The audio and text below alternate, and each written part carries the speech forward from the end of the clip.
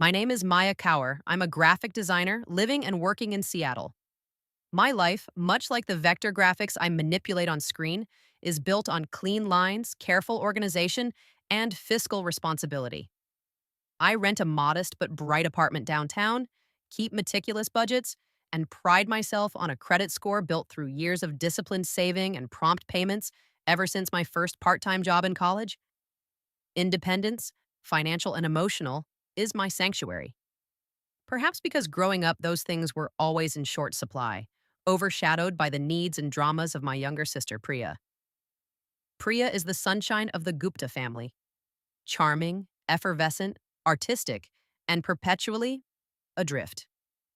While I pursued scholarships and worked my way through design school, Priya drifted between majors, took extended gap years funded by my parents, and accumulated impressive credit card debt pursuing fleeting passions. Our parents, Mr. and Mrs. Gupta, retired now from their small import business, adored her, excused her missteps. She's finding herself, and celebrated her slightest whim. Me? I was the responsible one, the steady one. The backup plan, as mom once jokingly, or perhaps not so jokingly, called me on my 28th birthday card.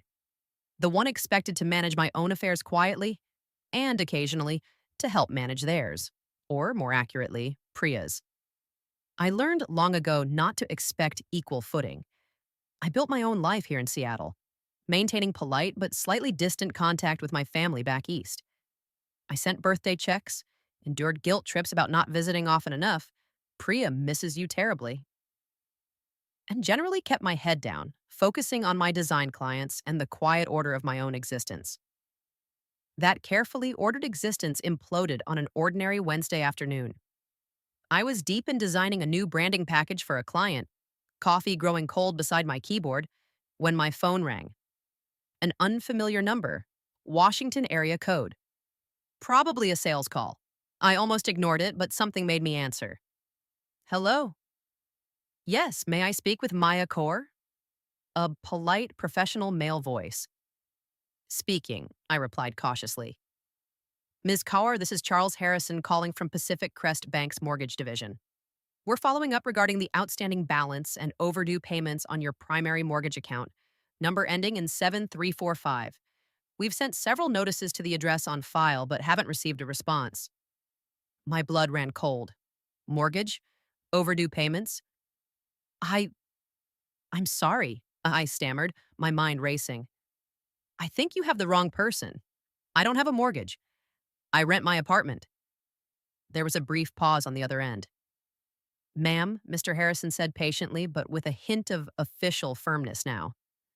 I understand this may be confusing, but the file I'm reviewing clearly lists Maya Kaur, date of birth October 12th, 1993, with social security number ending in XXXX, as the primary borrower for a mortgage loan originated in March of 2022. The loan amount was $530,000. $530,000? The number felt astronomical, unreal. March 2022? 3 years ago? My mind frantically flipped through calendar pages. 3 years ago? That was right around the time Priya, after another failed venture and mounting debt, had suddenly miraculously announced she was buying her dream house, a stylishly renovated bungalow in a trendy Seattle neighborhood I knew she couldn't possibly afford on her sporadic freelance income. A house? I asked, my voice barely a whisper. Is the property address on Hawthorne Avenue? Mr. Harrison confirmed the address. Priya's address. How? I choked out. How is my name, my social security number, on a mortgage for my sister's house? I never applied for this. I never signed anything. Miss Kaur? Mr. Harrison's voice took on a graver tone. The application file contains all standard documentation, including identification verification, and signed loan agreements under your name and social security number. If you believe this was done without your authorization, you may be dealing with a case of identity theft and mortgage fraud. I strongly advise you to contact our fraud department immediately and potentially seek legal counsel. Identity theft, mortgage fraud. Committed by who? The pieces clicked together with sickening certainty. My family. They were the only ones who had access to that level of personal information. Over the years, helping them navigate FAFSA forms for Priya, co signing a small student loan for her years ago, which I ended up paying, filling out medical paperwork for my father after his knee surgery, I had trusted them implicitly with my most sensitive data: my name, my date of birth, my social security number, my signature, replicated countless times on forms they'd asked me to sign. I remembered Mom's casual comment when Priya bought the house. Oh, we helped her figure out the financing. Family finds a way, you know. I hadn't questioned it then, just felt the familiar pang of disparity, assuming they'd tapped into some resource unavailable to me. Now her words felt chillingly sinister. Family finds a way. By stealing their other daughter's identity? Ms. Kaur? Mr. Harrison's voice brought me back. Are you still there? Yes, I said, my voice shaking despite my efforts to sound calm. Yes, I'm here. Please. Please email me copies of all documentation associated with this loan immediately. Everything. Application, signatures, disclosures. I need to review it with the authorities. Of course, Ms. Kaur, he replied quickly. I'll send the encrypted file right away to the email address we have on file for you. He paused. And I truly hope you get this sorted out. I hung up, the receiver slippery in my suddenly damp palm. I stared at my computer screen, the intricate design I'd been working on blurring into meaningless shapes. $530,000? 3 years of hidden debt accumulating under my name, impacting my credit, my future, while I lived frugally, saved diligently, oblivious, while Priya lived in her dream house, likely funded by my stolen identity, while my parents smiled proudly. The encrypted PDF arrived 20 minutes later. My fingers felt like ice as I typed the temporary password. The mortgage application opened.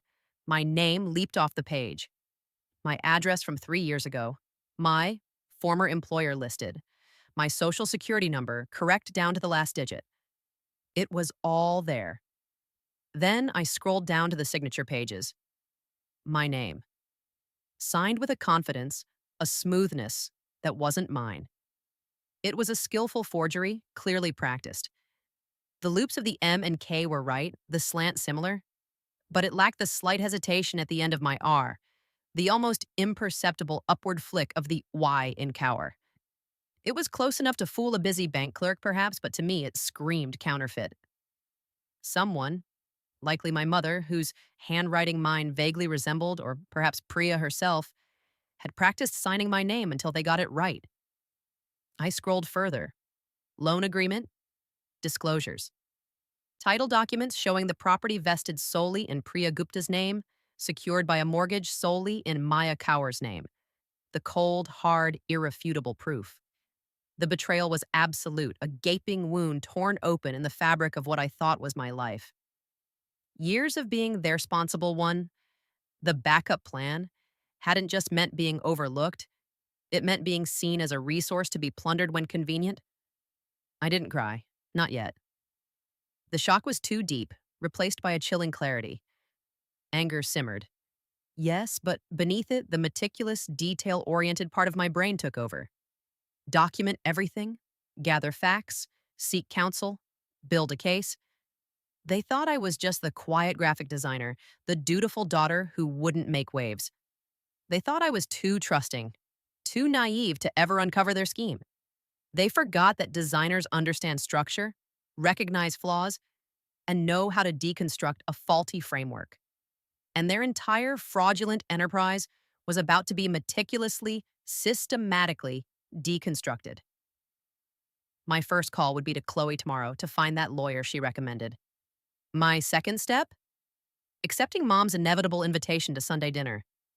Let them think I suspected nothing. Let them serve their pot roast and polite lies. The quiet daughter was done being quiet. The backup plan was about to initiate a system failure. The days between discovering the fraudulent mortgage and the obligatory Sunday dinner at my parents' house were a blur of cold, methodical action fueled by simmering rage. Sleep was elusive, replaced by hours spent hunched over my laptop, the glow of the screen illuminating my small Seattle apartment. My graphic designer's eye now trained on a different kind of composition, the architecture of my family's betrayal.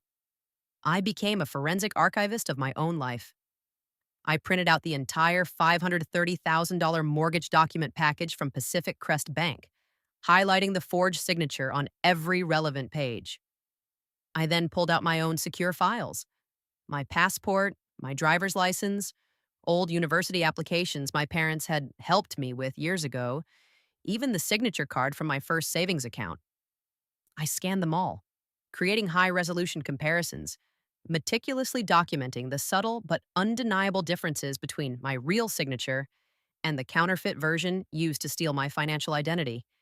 The hesitation in my R, the upward tilt of my Y, details a casual observer might miss, but glaringly obvious to me, and I hoped to any competent analyst. Next, I compiled my own financial history for the past 4 years, bank statements showing my modest rent payments for my actual apartment, my regular contributions to my 401k, my credit card statements reflecting my actual spending patterns in Seattle. Utterly inconsistent with someone supposedly carrying a $500,000 mortgage for a house in Chapel Hill, correction, location change to Seattle area. For a house across town in a neighborhood like Queen Anne I couldn't afford. I gathered pay stubs, tax returns, anything that painted a clear picture of my financial reality, a reality completely separate from the one fabricated on that loan application. The binder grew thick with evidence. Each page felt like another brick in the wall I was building around myself, a defense against the people who were supposed to be my foundation. During a brief, tearful phone call where I gave her only the vaguest outline, major family financial issue, possible identity theft, my friend Chloe immediately recommended a lawyer. David Chen, she'd said firmly. He handled my cousin's incredibly messy inheritance dispute.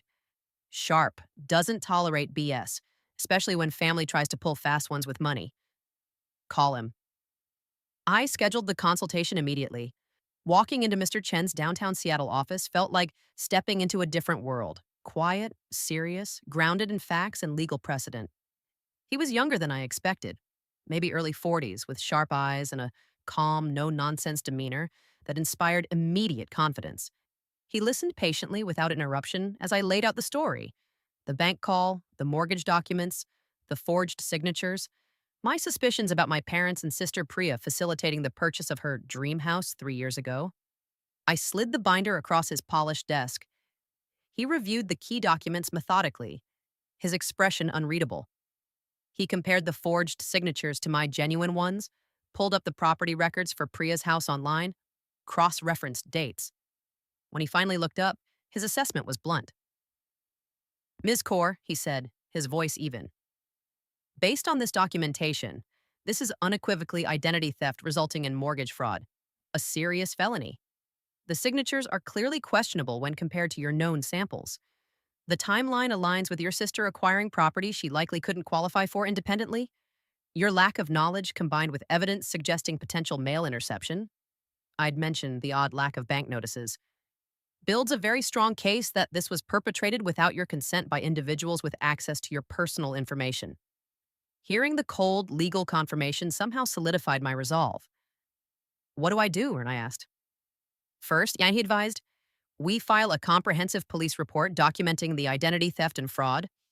Second, we send a formal, detailed dispute letter via certified mail to Pacific Crest Bank's fraud department, enclosing the police report and all supporting evidence, demanding they initiate a full investigation and take immediate steps to remove your name and liability from this fraudulent loan.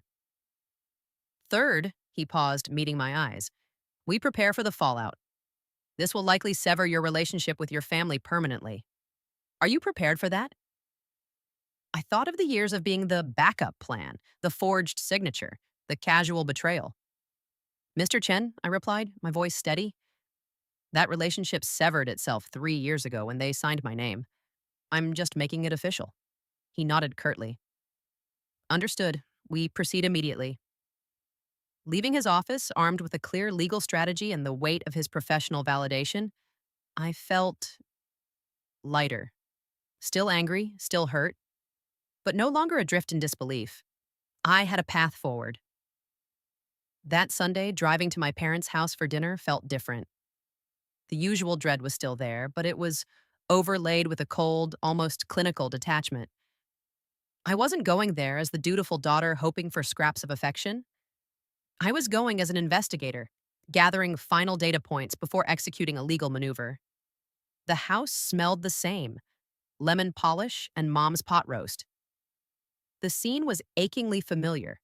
Dad, Michael, dozing in his recliner in front of the TV, Mom, Deborah, fussing in the kitchen, Priya scrolling through her phone on the couch, likely browse for more things she couldn't afford. They greeted me with their usual distracted affection. Dinner was served. Small talk commenced: weather, neighbors, Priya's vague plans for an influencer collaboration. I waited until the plates were cleared, until Mom brought out her standard jello mold for dessert. Then I casually dropped the question into the strained silence. So, funny thing happened this week, I began, keeping my tone light. I applied for a small car loan.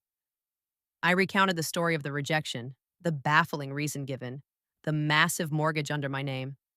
I watched their faces as I spoke. Priya froze mid scroll, her eyes darting towards Mom. Mom's hand trembled slightly as she reached for her water glass. Dad suddenly seemed very interested in a loose thread on his sweater. A $530,000 mortgage, apparently.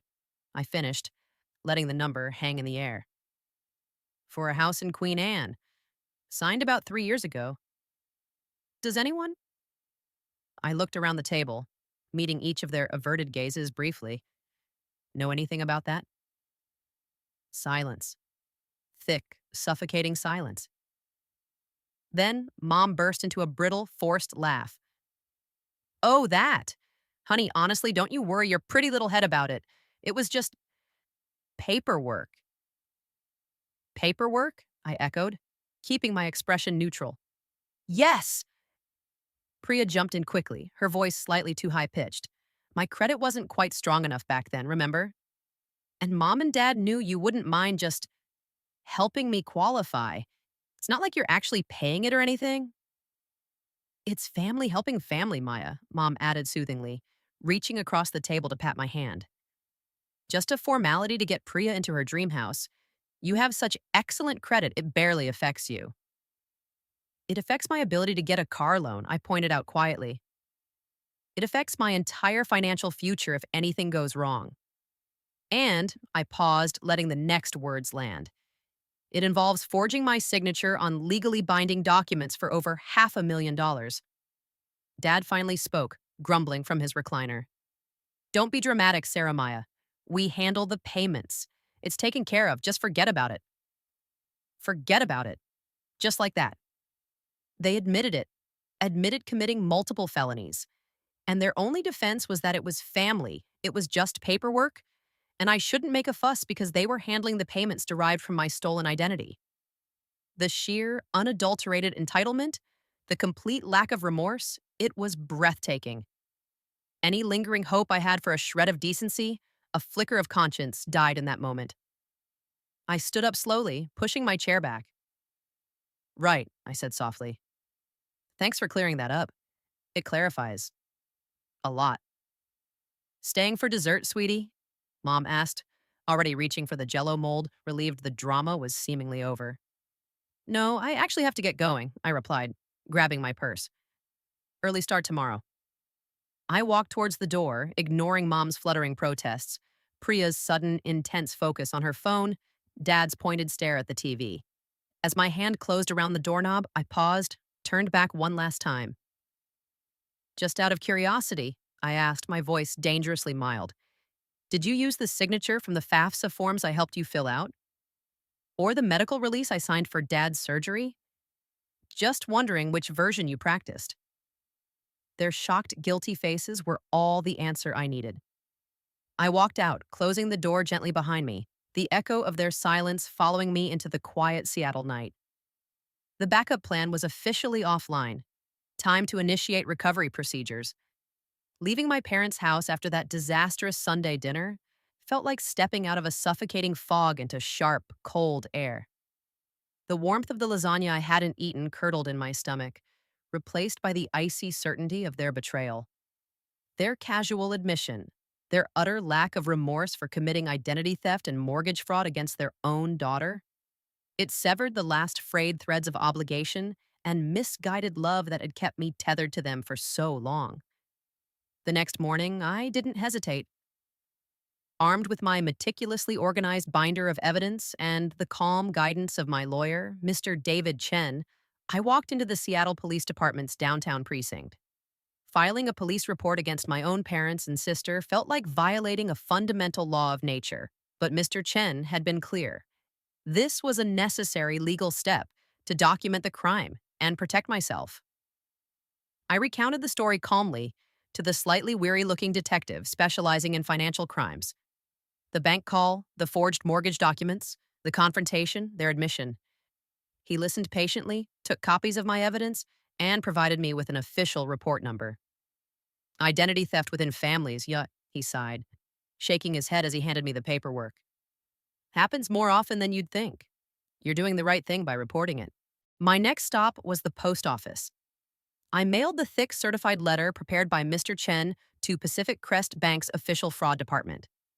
Inside was a formal dispute of the $530,000 mortgage, copies of the police report, side-by-side comparisons of my real signature versus the forgeries, my credit report showing the unauthorized debt, and a clear statement that I was a victim of identity theft perpetrated by known individuals, my family. Watching the clerk stamp the envelope felt like sealing a final door shut. There was no going back now. I returned to my quiet apartment, feeling drained but resolute.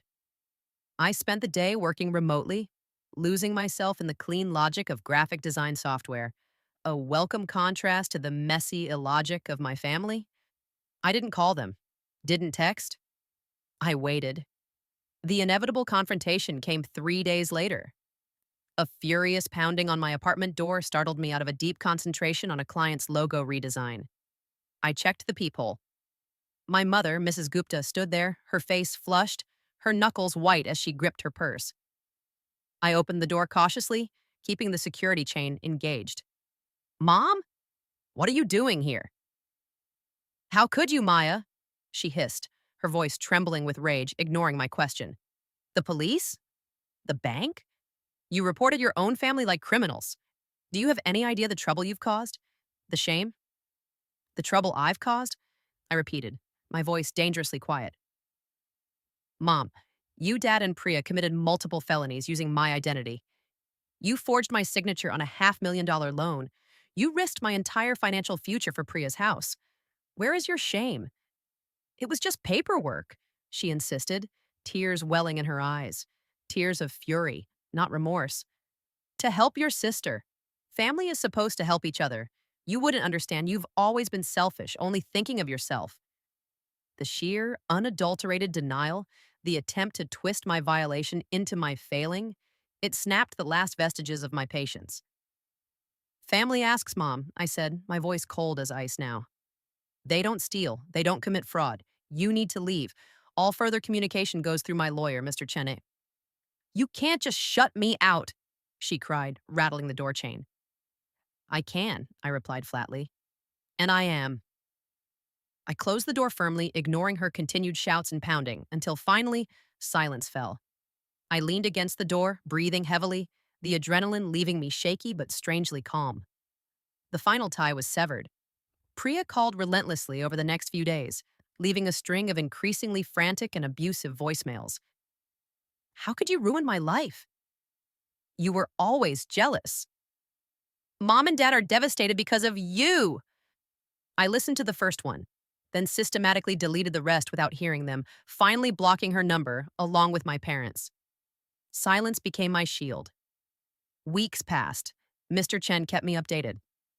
Pacific Crest Bank, presented with the police report and irrefutable evidence of forgery, quickly confirmed my status as an identity theft victim. They formally suspended the mortgage account pending their internal investigation and potential legal action against the responsible parties, my family, and initiated the complex process of removing the fraudulent loan entirely from my credit history. The immediate threat to my finances was neutralized, though clearing my credit record completely would take time. The consequences for my family, however, were just beginning. With the loan suspended and under investigation for fraud, the bank obviously wouldn't accept payments from anyone, even if my parents could somehow scramble the funds together, which was unlikely. Default notices started arriving at Priya's trendy Queen Anne house. Foreclosure proceedings were initiated. The dream house built on my stolen identity was crumbling. I focused on rebuilding my own quiet life. I started attending a pottery class on weekends, finding unexpected peace in the feel of clay beneath my hands. I reconnected with friends I'd neglected while burdened by family obligations. I enjoyed the simple luxury of ordering takeout without calculating if it would impact my ability to cover next month's utility bill at my parents' house. The peace was fragile, sometimes pierced by pangs of guilt or sadness for the family I wished I had, but it was real. Then, about 8 months after that first fateful bank call, they showed up again. All three of them, Mom, Dad, and Priya, standing awkwardly outside my apartment building one evening as I returned from work. They looked diminished. Dad's usual bluster was gone, replaced by a defeated slump. Mom's eyes were red-rimmed. Priya looked pale, thinner, stripped of her usual vibrant confidence. They were clearly desperate. Maya, Mom began hesitantly as I approached, clutching her purse. We we need to talk. I stopped, keeping a careful distance. There's nothing left to talk about, Mom. Please contact Mr. Chen. Please, Maya. Priya stepped forward, her voice trembling. The house. The bank. They're taking it next week. We have nowhere to go. Isn't there anything you can do? Talk to them? Help us find a lawyer? Co-sign for a rental? They still didn't get it. After everything, the identity theft, the fraud, the lies, the lack of remorse, they still saw me as their backup plan, their financial safety net. They still believed they were entitled to my help. I looked at them, at the three people who shared my blood but had chosen to betray me so profoundly. The anger was gone now, replaced by a vast empty space where familial love used to be. No, I said quietly, my voice calm but absolute. I reached into my tote bag and pulled out two things I'd started carrying, reminders for myself. One was a copy of the now voided fraudulent mortgage document with my forged signature starkly visible. The other was that old birthday card from my mother. I held them up briefly. You told me family helps family, I said softly. You also told me I was your backup plan. You used my identity, my security, my future, as your backup plan when your preferred plan, supporting Priya endlessly, failed. I met each of their eyes in turn. You made your choices. You justified felonies as just paperwork. You showed no remorse. And now, I shrugged slightly. There are consequences. Consequences you need to figure out on your own. I tucked the papers back into my bag. I genuinely hope you find a way forward, I said, the words feeling true, strangely enough. Not forgiveness, but a release. But my path? It no longer includes cleaning up your messes. I walked past them then, into my building, without looking back. I didn't hear them call after me. Maybe they finally understood. Or maybe they were just planning who to blame next. It didn't matter anymore. Upstairs in my quiet apartment filled with books and the scent of the lavender candle I'd bought for myself, I stood by the window, watching the Seattle lights twinkle to life. I had lost the family I thought I had, but I had gained something infinitely more valuable, myself. Free, untethered. Finally, undeniably responsible only for my own well-ordered life. And that felt like the truest beginning.